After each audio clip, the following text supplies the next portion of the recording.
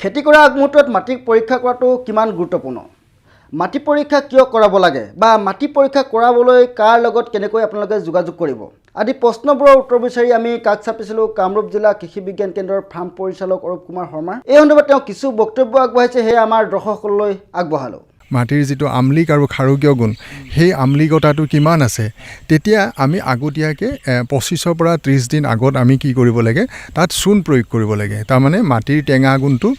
নাইকিয়া কৰিবলৈ গতিকে সেই ক্ষেত্ৰত আমি কৃষকসকলক এটা অনুৰোধ যাতে কৃষকসকলে মাটি পৰীক্ষাটো অন্ততঃ এবছৰ দুবছৰৰ মানে এটা মানে ডিষ্টেঞ্চত মানে তেওঁলোকে মানে মাটি পৰীক্ষাটো কৰি লয় কিন্তু এতিয়া মাটি পৰীক্ষাটো কৰাবলৈ কেনেকৈ কাৰ লগত যোগাযোগ কৰিব এই বিষয়ে কওক মাটি পৰীক্ষাটো কৰিবৰ কাৰণে সাধাৰণতে আমাৰ কৃষি বিভাগ অসম চৰকাৰৰ যিটো কৃষি বিভাগ সেই কৃষি বিভাগৰ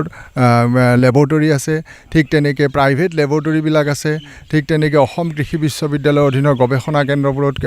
লেবৰেটৰী আছে গতিকে কৃষকসকলে আগবাঢ়ি আহিলে এটাই কথা মনৰ আগ্ৰহ আৰু মনোযোগিতা এই দুটা বস্তু যদি থাকে মানুহে গোটেই কামখিনি আয়ত্ব কৰিব পাৰিব আৰু সহজতে কৰিব পাৰিব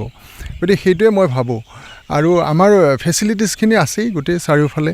আৰু আমাক সুধিলেও তেওঁলোকে গম পাই যাব গতিকে আপোনালোকৰ অনুষ্ঠানৰ যোগেদি আমি এইটোৱে ক'ব বিচাৰোঁ মাটি পৰীক্ষাটো অত্যন্ত দৰকাৰী আৰু তেতিয়াহে আমি মাটিৰ একচুৱেল ষ্টেটাছটো গম পাম আৰু আমি মাটিৰ স্বাস্থ্য ৰক্ষাৰ ক্ষেত্ৰত আমি